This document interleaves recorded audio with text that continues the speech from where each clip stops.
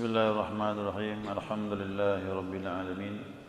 Allahumma salli ala nuril anwar wa sirril asrar wa tiryakil aghyar wa miftahi babil yasar sayyidina wa maulana Muhammadinil mukhtar wa alihi al-athhar wa ashabil aghyar adada ni'amillahi wa ibdalih. Subhanaka la ilma lana illa ma 'allamtana innaka antal alimul hakim. Allahumma dzakirna ma nasina wa 'allimna ma jahilna wa la haula wa la quwwata illa billahil 'aliyyil 'azim. Qala musannif rahimallahu ta'ala wa nafa'ana bi'ulumihi fid dharain amin. Jamaah sekalian yang saya muliakan, assalamualaikum warahmatullahi wabarakatuh. Alhamdulillah, senantiasa kita mengaturkan pujian dan syukur kita kepada Allah atas limpahan rahmah hidayahnya. Malam ini kita dapat melanjutkan kajian kita, muzakarah kita, yaitu tambahan pembahasan yang berkaitan dengan mayat. Ya. Terakhir kita bicara tentang salat mayat sudah selesai. Ya, sudah selesai. Nah, sekarang siapa orang-orang yang layak menjadi imam untuk si mayit? Maka yang terbaik ikut aturan kitab itu yang paling sempurna. Ya.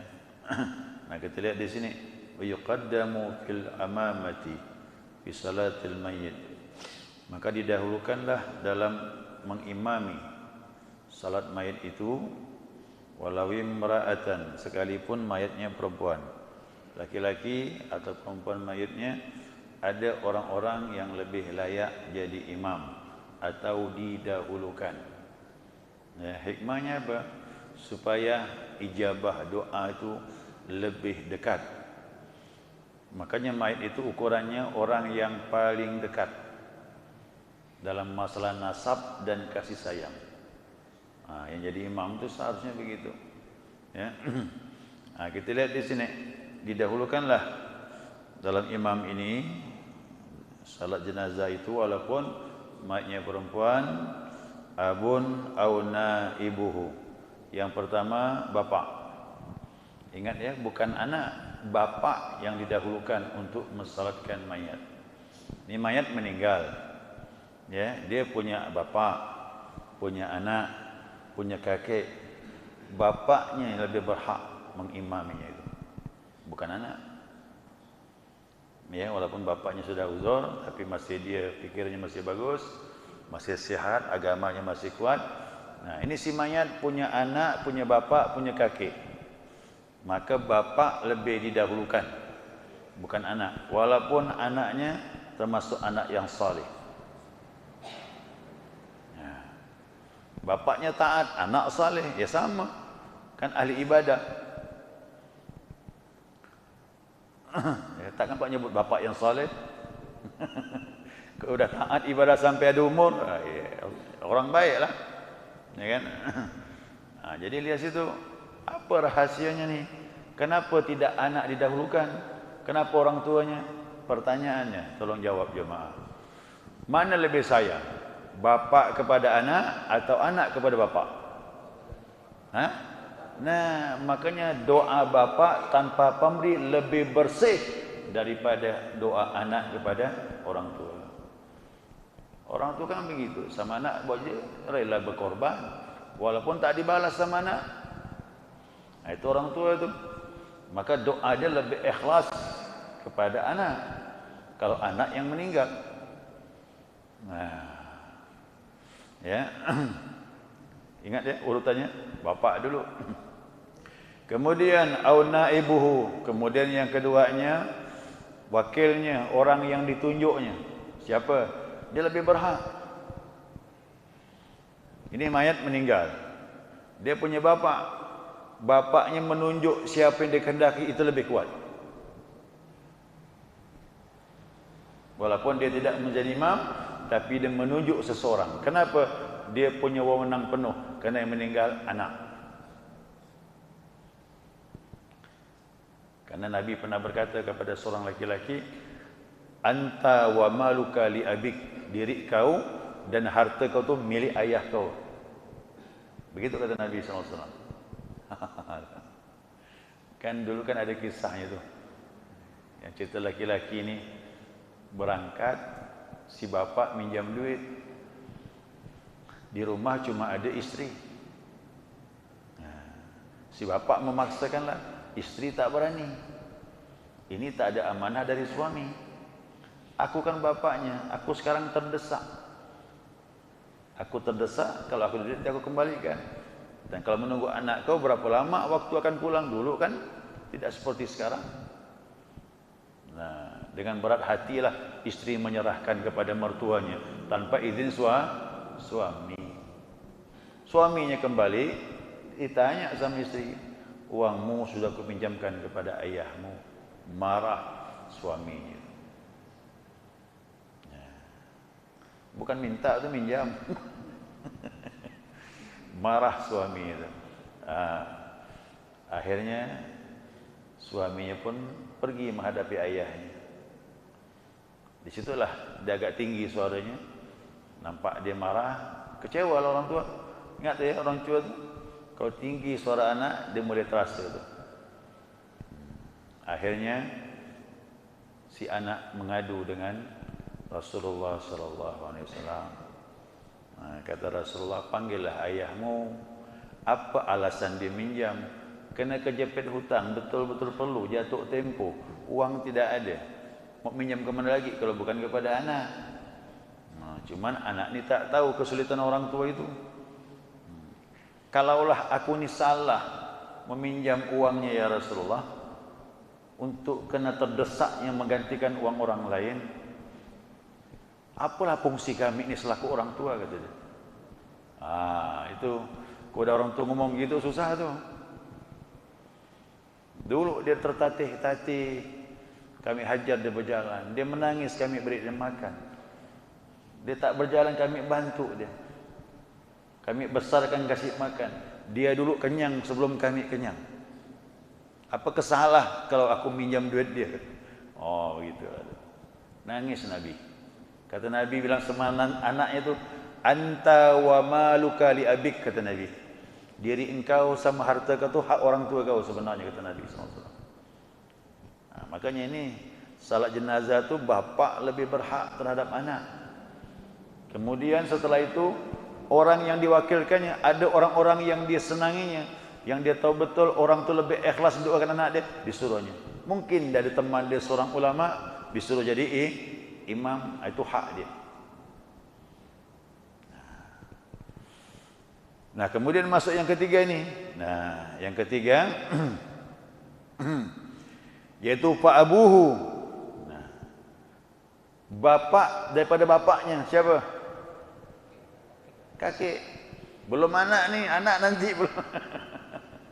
Ayo. Pertanyaan lagi nih, mana lebih sayang, kakek dengan cucu ke anak sama orang tua? Mana lebih sayang? Kakek dengan cucu itu lebih kuat sayangnya daripada anak dengan orang tua. Makanya agama ini urutannya kasih sayang mana yang lebih kuat. Semakin kita mencintai seseorang, maka doanya semakin ikhlas. Nabi kan bilang sebelum takbir nih, kata Nabi, ikhlaskan doa kalian kepada si mayat.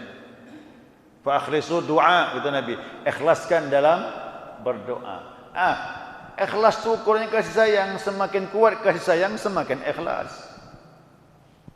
Tanyalah orang punya anak tu. Kadang-kadang dia marahkan anaknya, kakek yang marah. Benar tu?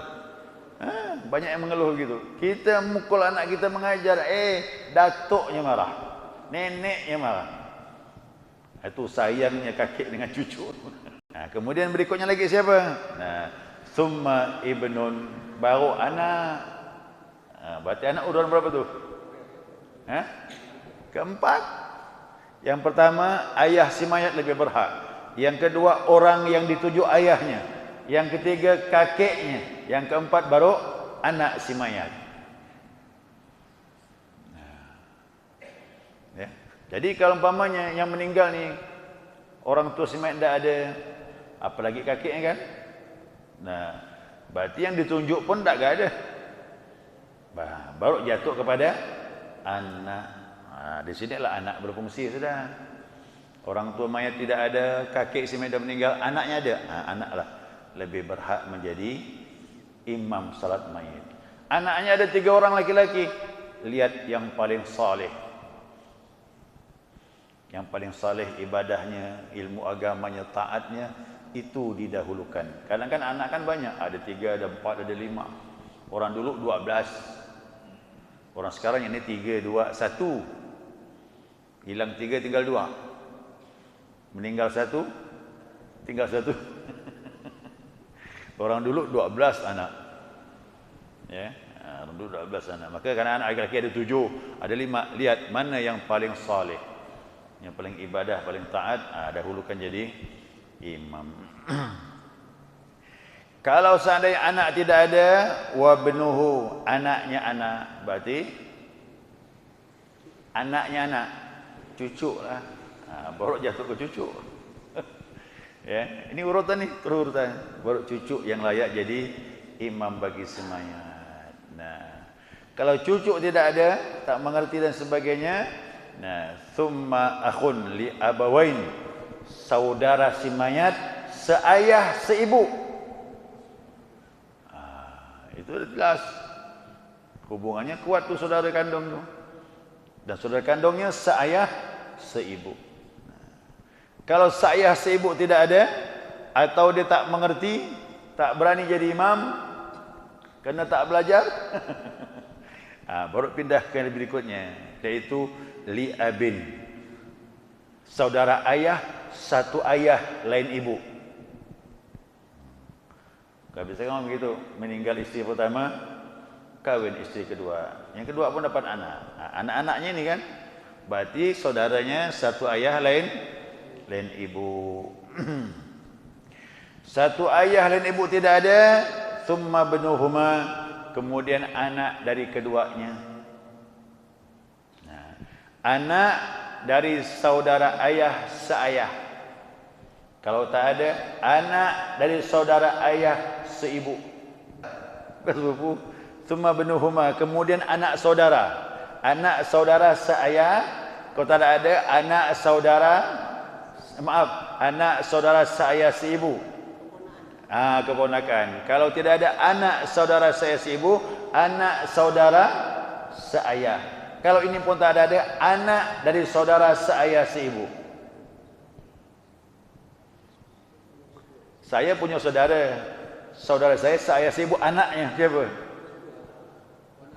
Keponakan lah, mana keponakan sepupu pula. Anak saudara seayah seibu. Kan? Berarti keponakan. Kalau anak saudara seayah seibu tidak ada, maka anak saudara seayah si mayat punya saudara, tapi lain ibu satu ayah, anaknya keponakan juga. Ya, paham tu? Berarti keponakan tu, kan keponakan tu, keponakan dari saudara seayah seibu ataupun keponakan dari saudara seayah saja. Tsummal ammu kadzalik. Nah, kemudian baru pindah ke paman. Tadi keponakan ni. Keponakan tidak ada yang lain jadi imam, maka naik ke atas. Berarti saudara ayah almarhum. Almarhum punya saudara ayah, namanya paman lah. Paman juga begitu. Paman saudara ayah seayah seibu lebih layak jadi imam. Kalau tidak ada paman seayah seibu dari saudara ayah, maka saudara ayah seayah lain ibu, anaknya pun keponakan juga, sepupu juga. Paman lah ya. Paman. Betul ke? Tsumma ammu kadzalik. Paman tadi. Paman daripada si mayat. Baik paman itu seayah dengan ayah seibu ataupun satu ayah lain ibu. Nah, tsumma sa'ir li asabah. Nah, kemudian urutan berikutnya Macam mana urutan berikutnya nih? Anak dari saudara ayah seayah seibu. Berarti siapa? Hah? Saya punya ayah. Ayah saya punya saudara. Saudara saya seibu, anaknya. Sepupu lah ni. Ha, ni bawa jatuh sepupu. Bingung kan apa? Kita ada. Ha, itu urutan berikutnya tu. Ha, anak paman, sepupu lah. Ha, jadi yang imam ni siapa? Oh, sepupunya lebih layak jadi imam. Ha. Kemudian seterusnya, ya. Tsumma mu'tiqun, kemudian orang yang dimerdekakan dulu. Jadi tuannya yang memerdekakan hambanya, dia lebih layak jadi imam untuk hambanya. Dulu tapi sekarang tak ada lagi perbudakan, sudah dihapuskan. Kemudian dzurahimin, orang yang punya hubungan silaturahim. Masih ada hubungan darah, sepupu sekali, baik dari sebelah ibu, sepupu 2 kali, gitu, saudara kakek, itu masih ada hubungan darah tu. Tapi agak jauh. Yang jelas ada hubungan silaturahim. Terakhir siapa? Zaujun, baru suami. Oh, suami terakhir rupanya. Apa sebab suami terakhir? Tak ada hubungan darah.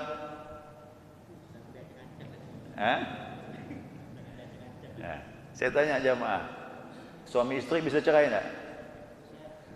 Kalau keluarga, mana bisa cerai?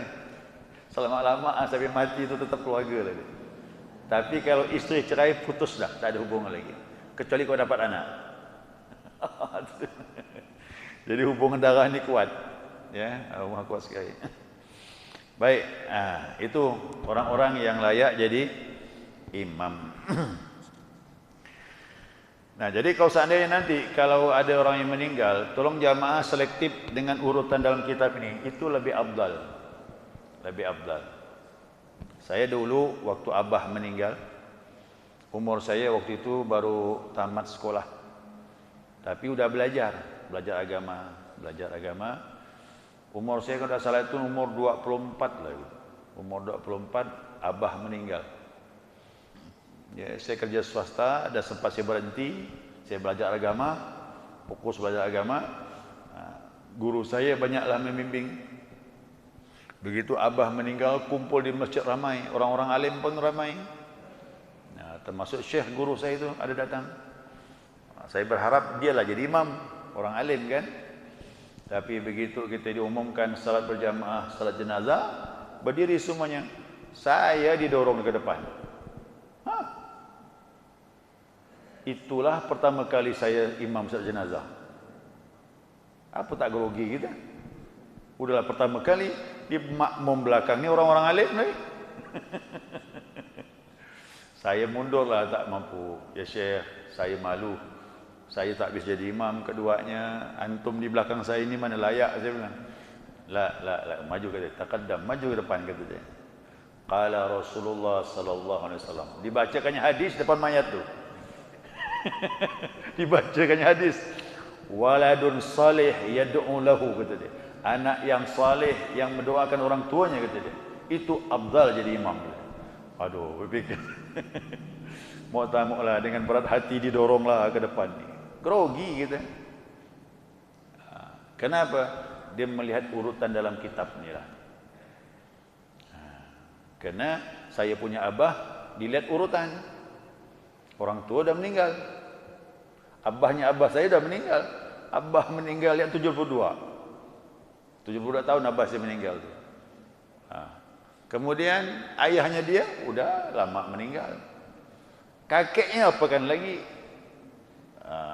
Maka jatuhlah kepada anak. Maka dia melihat kitab, didorongnya saya ke depan jadi anak.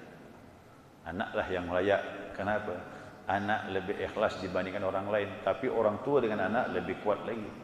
Itu maka kau dapat urutan seperti ini. Saya juga begitu. Kalau saya berada di tempat orang yang memanggil saya ini, takziah orang meninggal, usahakan salat mayat ikut Pak Ustaz, insya-Allah.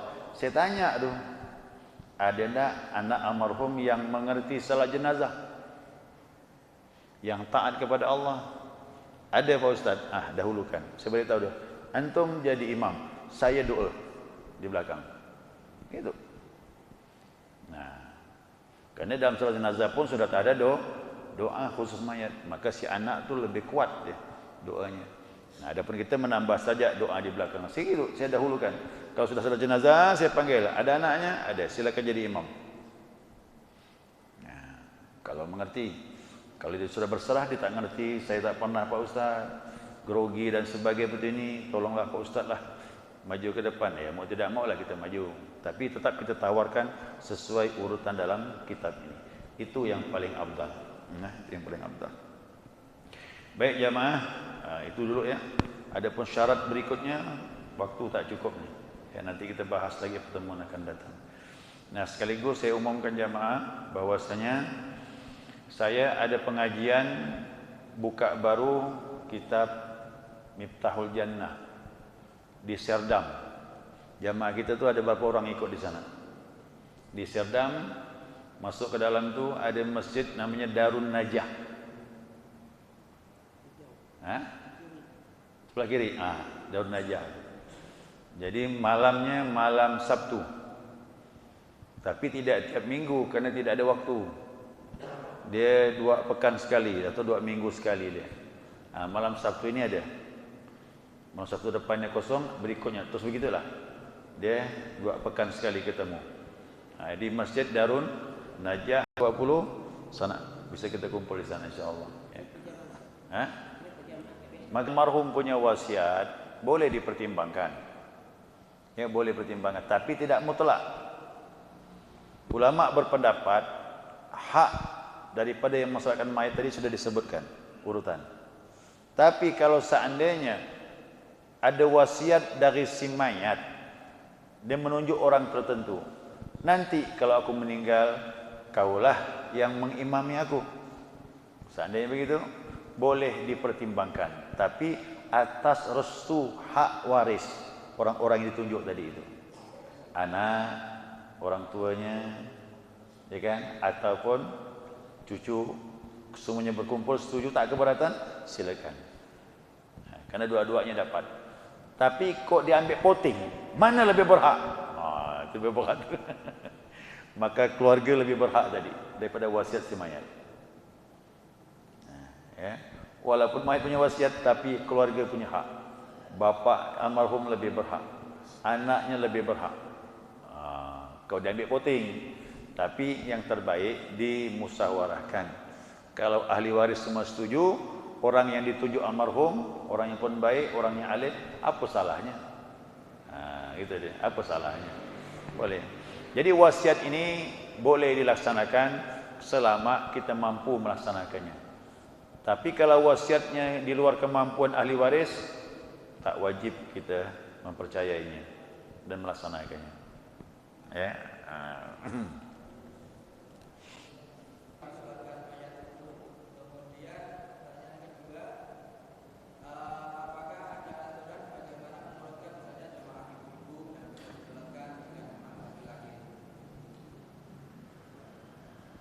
Jamaah ibu-ibu dengan